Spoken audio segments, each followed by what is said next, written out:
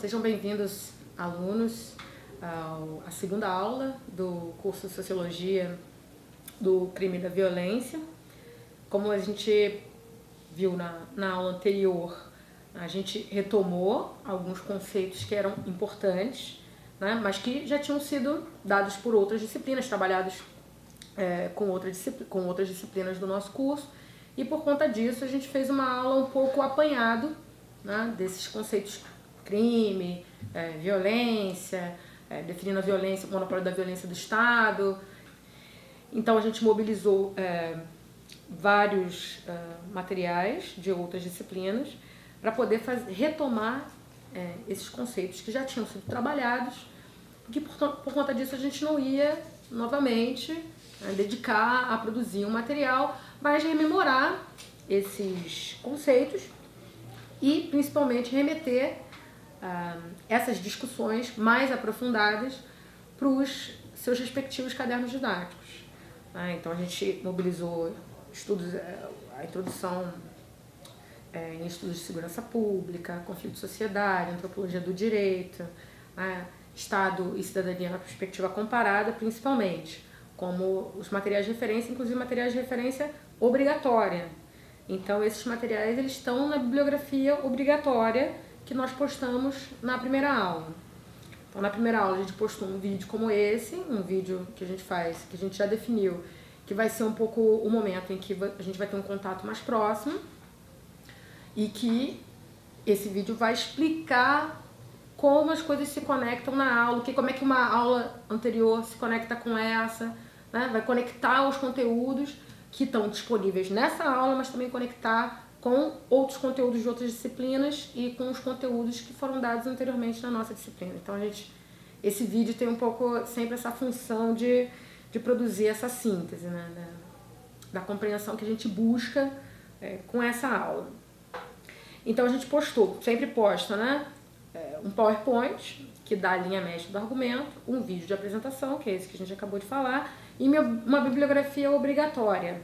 A bibliografia de leitura obrigatória, ela é de leitura obrigatória, então é importante que os alunos, no período que ele tem de 2 semanas para poder dar conta de todo o conteúdo de uma aula, é importante que ele se dedique a ler os textos que são obrigatórios. Porque como o material, essa aula ainda não conta com material didático, ainda não tem o seu caderno didático finalizado, o que nós usamos como recurso para leitura são esses textos de leitura obrigatória. Então é importante que eles sejam lidos. A gente também abre um fórum de dúvidas em todas as aulas, né, que também é um formato padrão que a gente está dando para essa versão preliminar do curso. Eu pedi que os tutores à distância se apresentassem no fórum de dúvidas e disponibilizassem os seus horários ali em que vocês podem encontrá-los presencialmente. Eles têm 24 horas para responder qualquer dúvida que vocês tenham com relação ao conteúdo, às avaliações, ao andamento da disciplina, né, como um todo.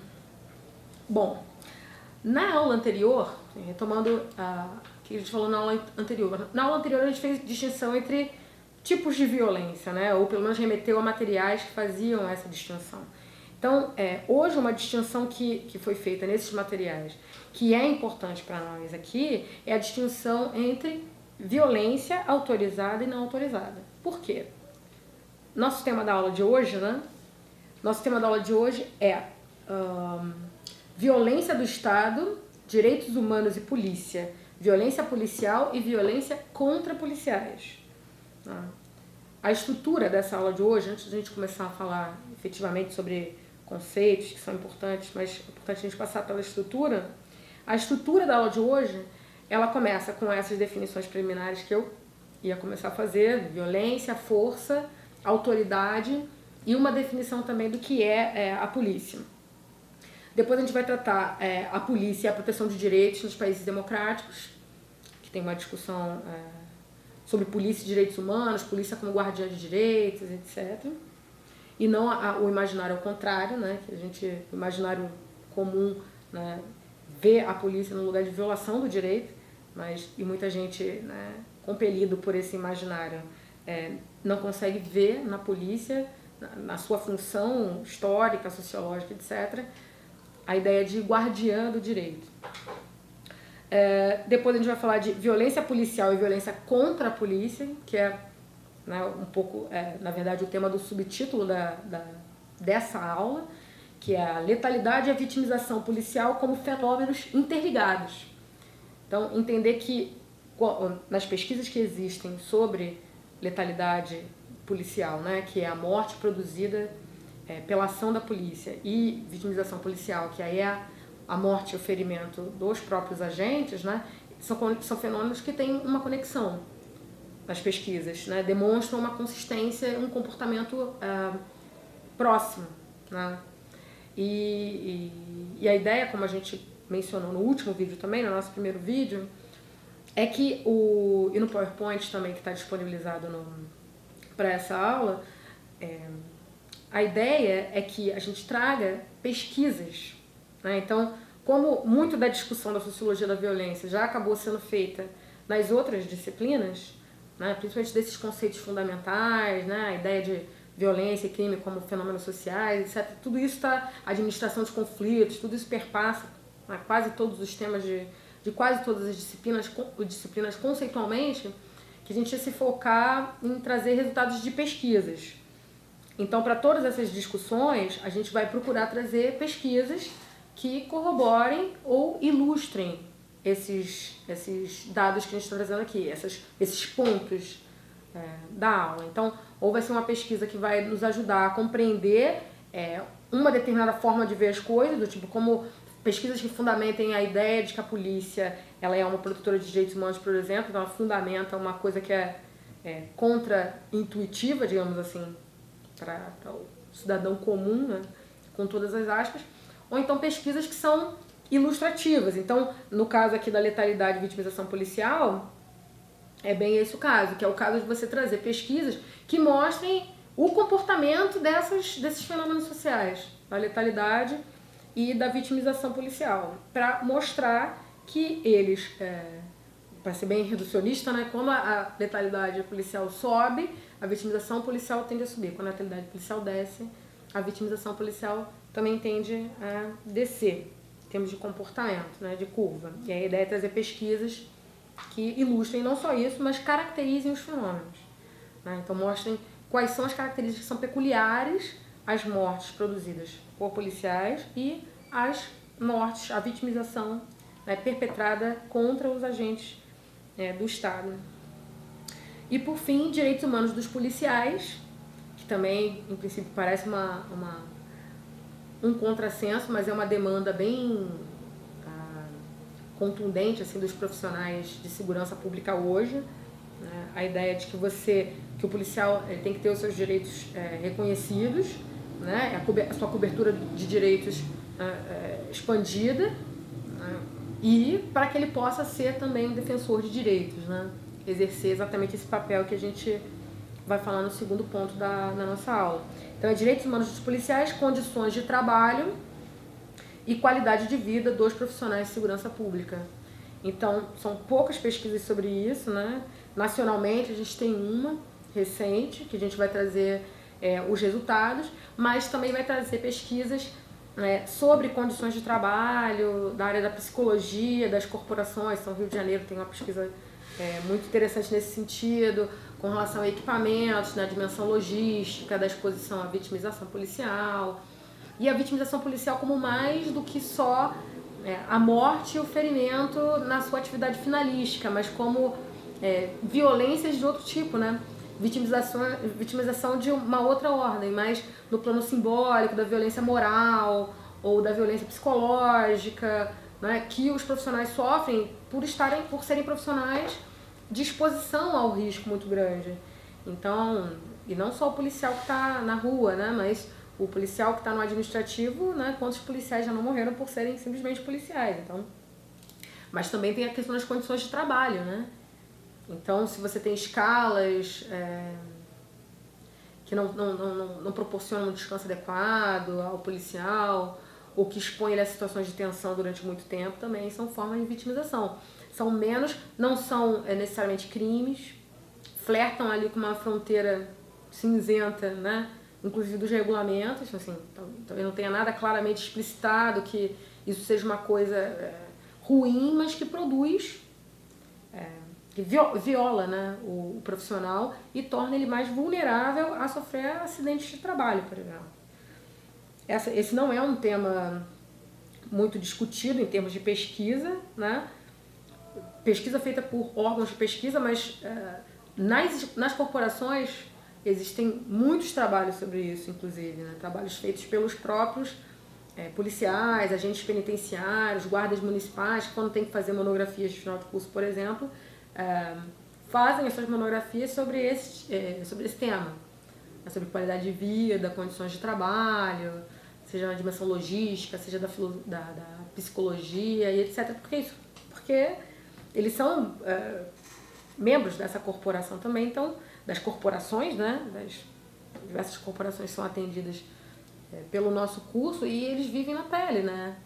Um pouco essa situação, né? Então, de exposição. Então, é natural que isso suscite mais preocupações de quem tem uma visão muito mais próxima, né, dessa realidade do que das pessoas de fora. Mas também vamos trazer materiais bem interessantes, né, em termos de pesquisas.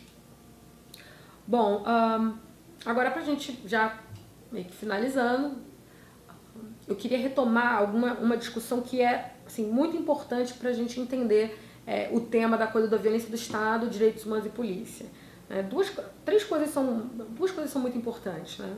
Essa coisa, na primeira aula a gente viu distinções, conceitos de violência, né? Então, normalmente que são conceituados com alguma forma de agressão ou violação ao outro, algo não consentido, mas você pode pensar nessa definição também quando você está diferenciando violência do Estado, né? Diferenciando, por exemplo, do monopólio legítimo da violência do Estado, né? Que, digamos assim, é o atributo que legitima o trabalho da polícia, é um agente do monopólio da violência do Estado. Qual é a diferença entre essas duas violências?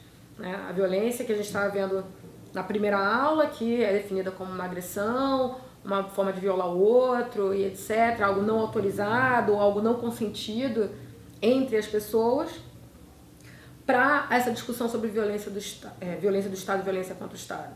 A violência, quando ela é monopólio da violência, quando ela é esse conceito weberiano, ela é legal, né? Então, é um atributo de legalidade do exercício daquela violência. Por quê? Porque ela está sendo exercida por aquele que é o único autorizado pelo Pacto Social a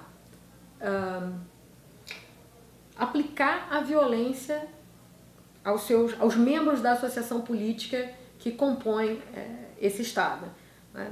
E lembrando, vocês provavelmente lembram disso, da discussão de Estado e cidadania na perspectiva comparada, mas essa noção do pacto, né? Bem contratualista, né? Bem contratualista. Então as pessoas abrem mão do seu direito de todos a tudo, e do seu direito, inclusive, de produzir vingança e aplicar violência contra o seu semelhante. Semelhante abre mão disso, né, em nome de uma terceira parte que arbitra e regula, né, essas relações conflituosas, né, dentro da sociedade. Então, as pessoas abriram mão disso. O único ente autorizado a produzir violência, no sentido de produzir controle, né, e coação, no sentido de produzir obediência, né, nos membros da associação política, é o Estado. É o único que pode. Então, essa é uma diferenciação importante das violências. E aí, quando essa violência ela é exercida dentro desse monopólio, dentro desse pacto, né, ela é entendida como força. Então, qual é a distinção importante para o trabalho policial? Uma distinção entre violência e força. Quando a gente está...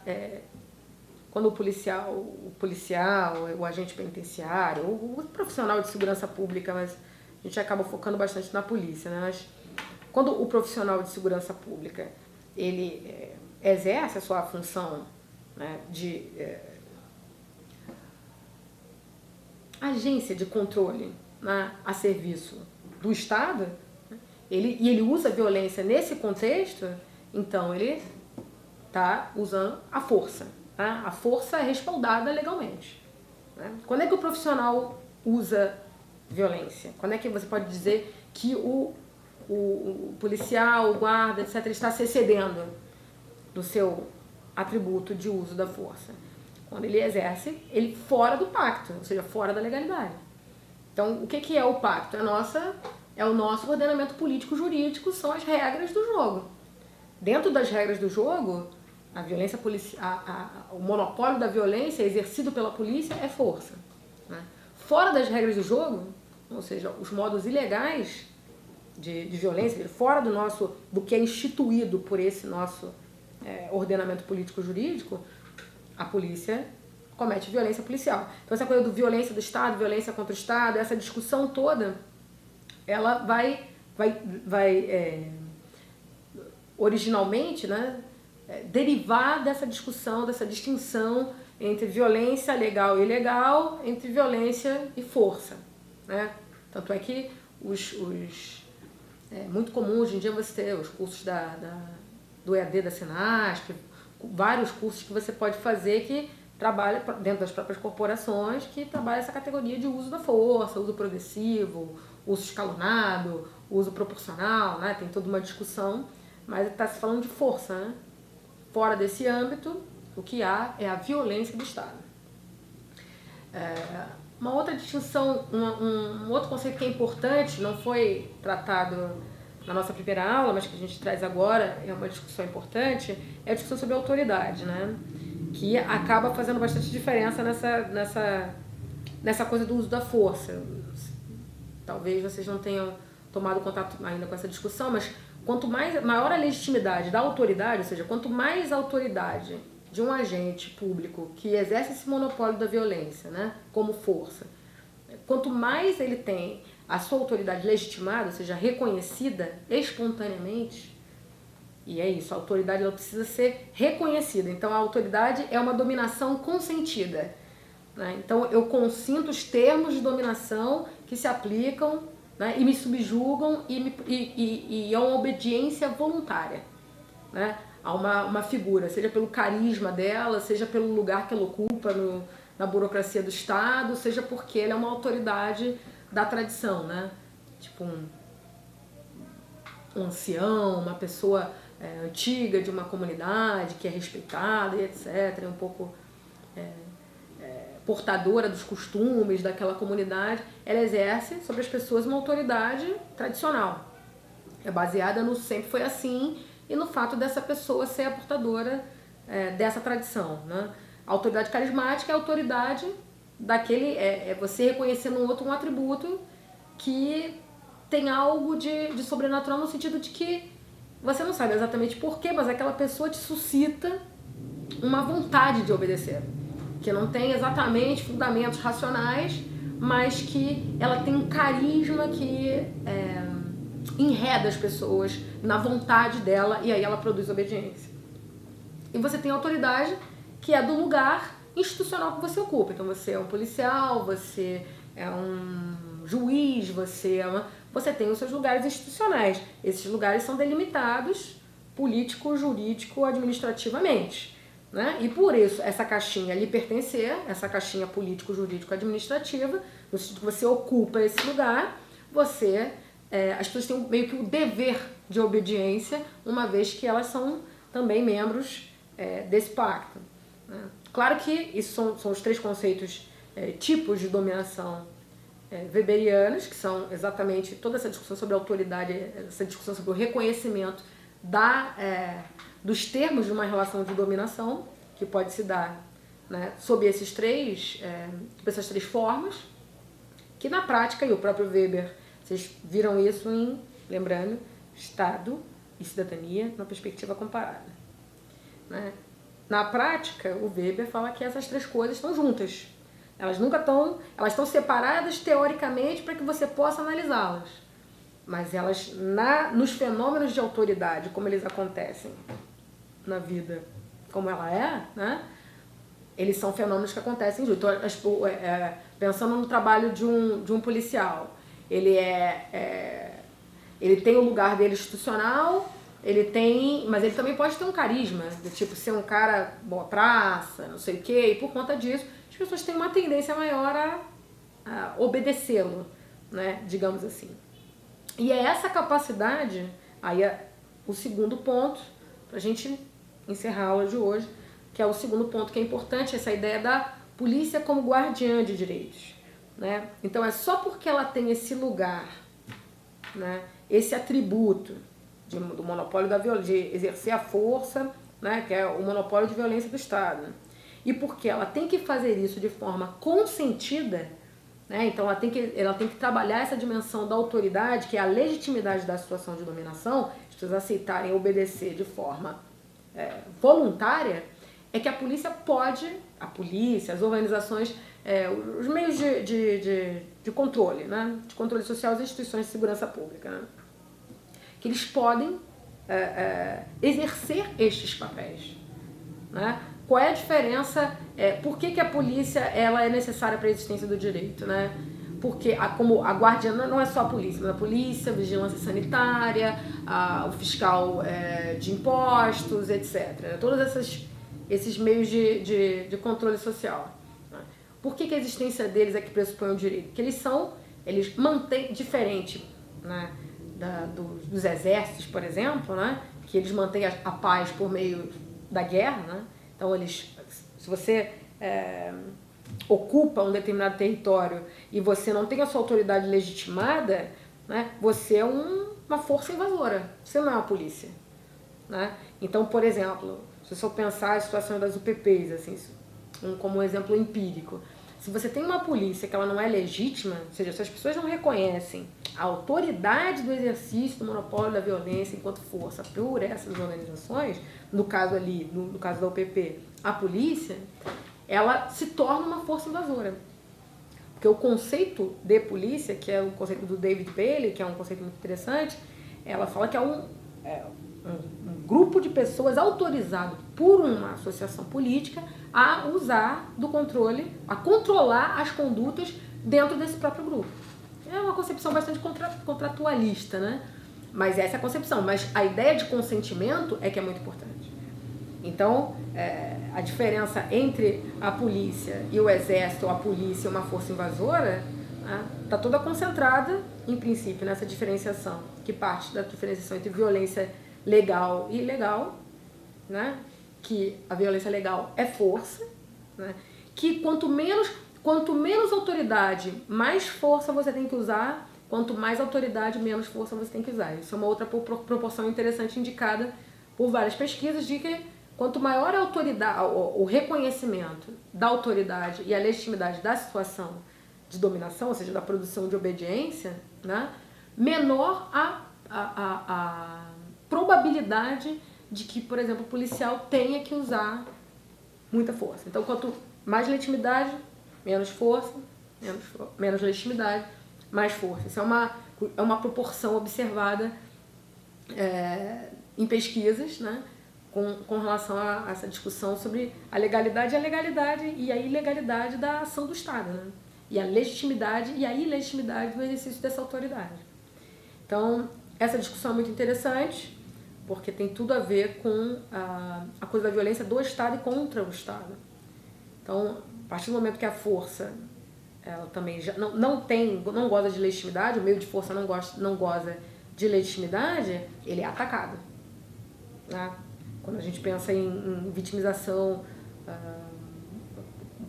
violenta, né? Vitimização violenta desses agentes, né? O meio de força foi atacado porque ali ele não exerce autoridade contra aquele grupo, pelo menos.